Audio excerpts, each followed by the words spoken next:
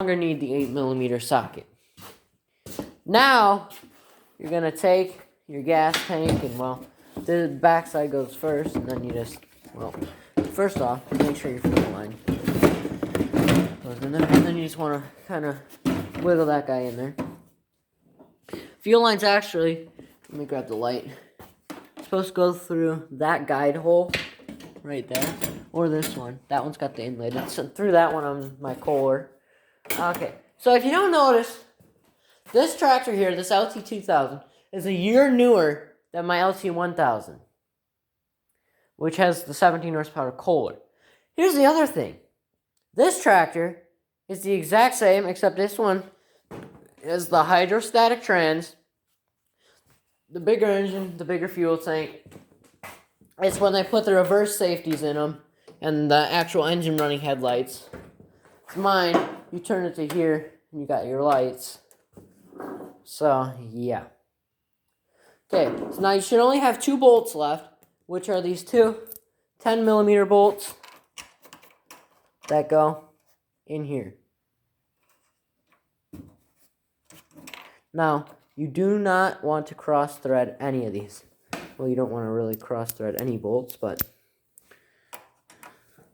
you can see this tin may move on this side, so you may have to straighten it back out by pushing on it with your knee. Actually, usually your hand, but I have to hold the camera.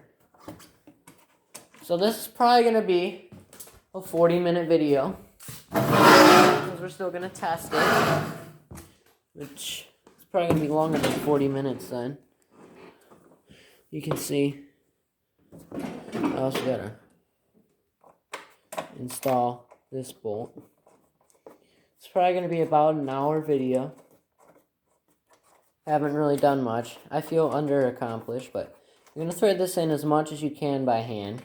You can see it's a recyclable gas tank. Also, another thing I've done to this tractor since I've got it is a new fuel filter. Oh, it's nice and full right now, to where the gas tank was sitting. But if you'd like to see what it looks like inside of a fuel filter, guess what I did the old one? I cut it open. Same filter. You can see it's pretty nasty in there. See if I can get it to focus.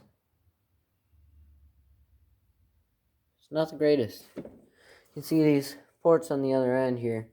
Pretty yellowed out and flexible. So I got this fuel line. I shrink wrapped a screw earlier. Come on, it won't focus in. So I can't keep my hand steady long enough. What did I come over here for?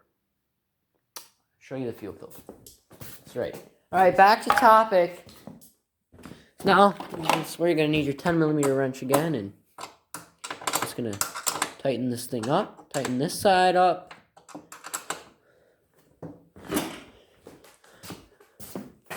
This side here is kind of a stiff one for me because it won't go in. No, it's being a little stubborn. Now the other thing is if your tractor is not starting very easy, a way to test your fuel pump is to, well, this is for any tractor really. I know that fuel pump's good and it's electric, and I've pulled the line off before, and you turn the key and it goes. But these tractors run off a vacuum pump, which is right here. This is your fuel pump. Now this tractor probably doesn't need one, because my Kohler doesn't need one, but you never know. Because some of these tractors do have under the tank seats, but what I can show you right now is, a way to test this is you take your pair of pliers, you just slide that hose clamp off, you pull off this hose, and then you just turn the engine over, and if fuel starts spraying out of there, your pump's good. If it doesn't, your pump's bad. So sometimes if you have a bad fuel pump, what you can do is you pull, this tractor has this type of choke, so you pull your choke all the way out, bring your throttle up, and then you spray some starting fluid in your air intake, and then it'll fire off on the starting fluid. And then your choke from your engine should draw fuel to it unless you have it under the tank, under the seat tank. So yeah, so you can test that. Or the other thing you can test is because your pump might not be getting fuel, so you can check and see like if you have a fuel filter. You can check and see if that's clogged, or you can check the back there to make sure that everything is working. Or the other thing I say you can do is you can pull the fuel line off at the back of the tank, and you can pull it off up here at the pump, or even at the filter, or whatever. And what you do is you grab your air compressor, if you have one, and you take your thing through there and you just blow some air in there. So this video is probably going to take about an hour to upload. But that bolt is in there now, and hopefully I don't got to jump start this thing again, because it's been sitting for a long time, so it's going to need a jump start. It's already been 40 minutes since I started recording. Alright, I gotta show you the other thing about this tractor. It's kind of my fault. So with that washer being down there on that cable, the cable for the engager doesn't go all the way up. So what I have done, let me turn the parking brake on first so I don't get stuck. Oh, here's the difference between the chokes. This is just your throttle, so you bring it all the way up, it's not going to choke out your motor. That's your choke. But on this tractor, I'll show you the difference. So this is called the throttle chokes combined. So you bring it up, that's full throttle, and you can push it a little bit further, and that turns choke on. So this process is the same whether or not your chokes are different. If you have a throttle choke like most of them, most of these Craftsmans and Poulins have throttle chokes on them. But it's the same procedure that I just did. So anyways, what I do when I'm not mowing is I just hook that right there and it does good. Then when I am mowing, just unhook this, you simply pull it up, you pop it in your second hood vent up here, and you just lift your tensioner up to about where she likes to go. And what I'll do sometimes, I'll feel the deck out and go, oh, that's nice and tight, and boom, you're good to mow. Then to undo that, you just hook it in down there and push your tensioner down. So now it's going to be time to take a test run. The battery's not dead. So first, remember, put your tools away. I'm not really going to put them away. I'm just going to put them down here. So, one more thing to show. I haven't really mowed with this guy yet. And you can tell, the blades. What you doing? In the middle of making a video. Oh. And as you can see, the blades aren't shined up yet. That was Thomas who just entered, wondering what I was doing, because I've been out here for 42 minutes now. This video is going to take a hell of a long time to upload. So now that we've done that, let's go test our repair. Let me put on my gloves, and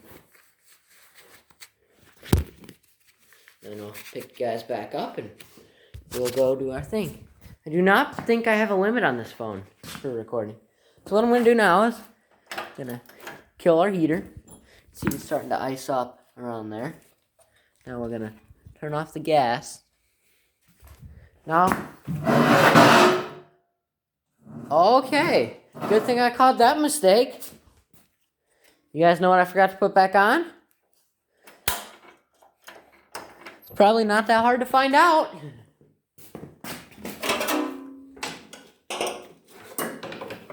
I forgot to reinstall the air shroud. So, just so you guys don't have to watch me put that back on, I'm going to end this video here. And I'll come back. Actually, you know what? I know if I end it here, I ain't going to get any views on the next one. That's what seems to happen, so. Just, take another glove off here. Oh, setting the camera down. Using my teeth.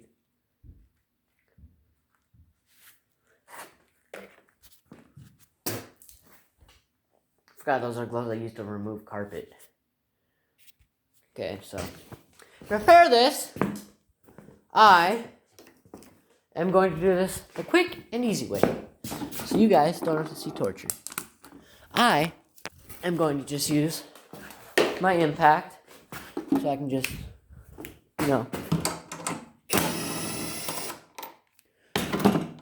go quick.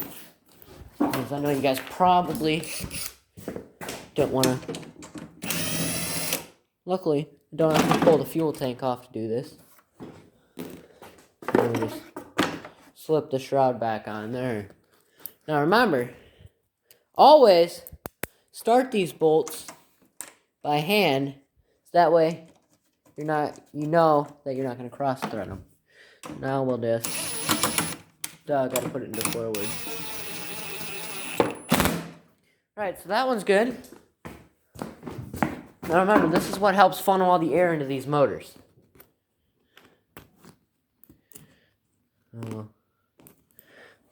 Working on these engines with one hand is not the easiest, and I know I need better lighting in here.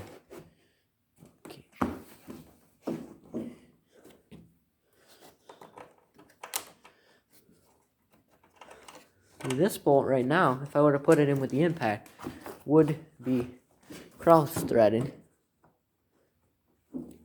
Not anymore. Same thing. I like to do 3 clicks to the impact on those.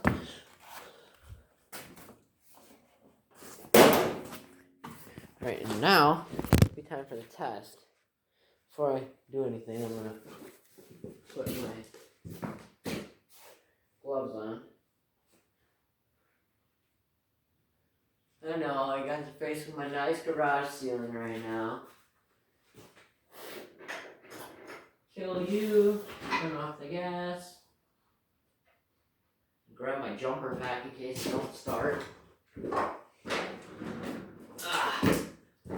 Courtesy of one of my friends, aka Steve. So we got our thing now. Here and oh, I'm silly, aren't I?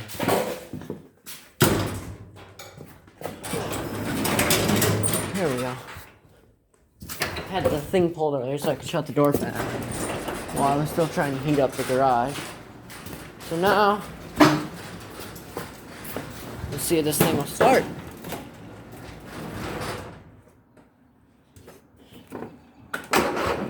That's what I thought. So the battery hasn't quite had time to charge up yet. I haven't plugged it in. Actually, the engine just hasn't ran long enough.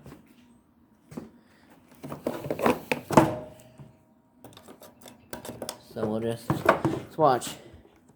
We'll turn our power on and guess what?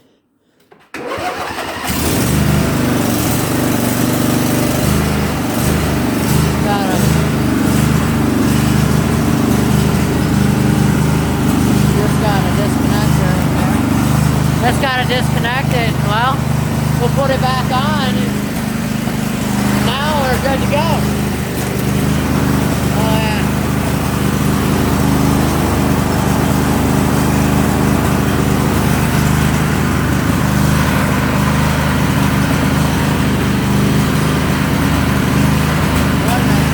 Oh, I know what I did.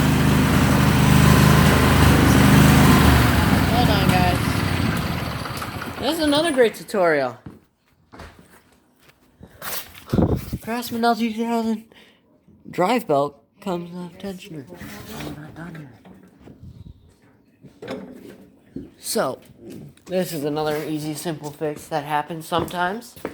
It's the drive belt. It'll pop off because I do have a modified pulley on there. It's a metal pulley. Don't know if you guys can see it quite up in there yet.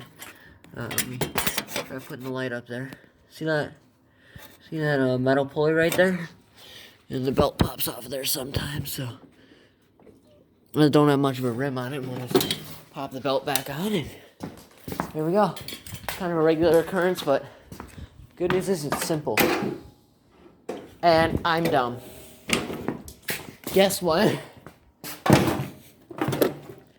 So I guess every time before I start it, I'll just check that belt, but yeah, because it'll start right back up now.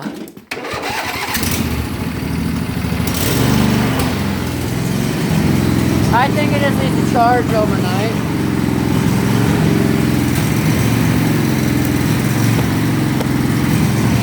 But now it'll move.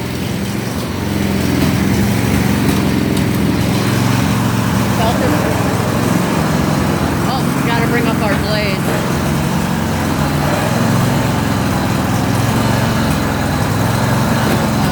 Neutral here. Close up the door. Alright, 10 minutes before it's an hour.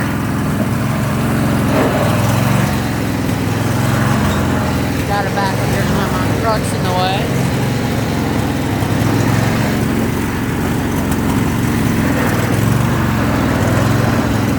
Alright, so now we'll set our height to where we want her and 3 there.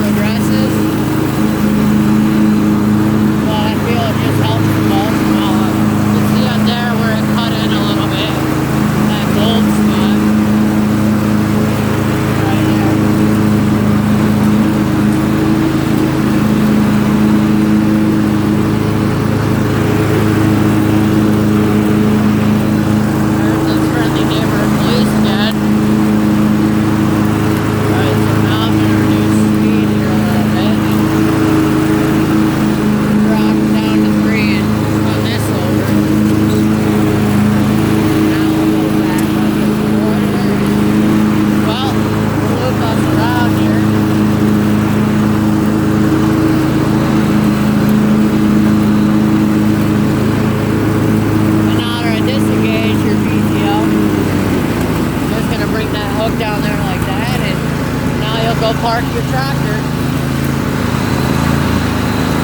Now, what we have to go see here is if that cylinder's overheating or not.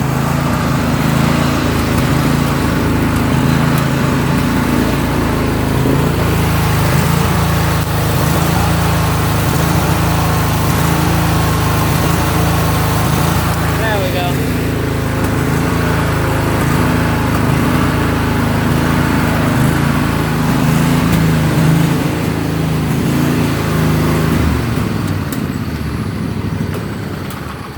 So now we'll just quite simply close the door up, and now we'll come back over here to the heater, open the valve back up, and get ignition cued, and bingo. So now it's time for the check.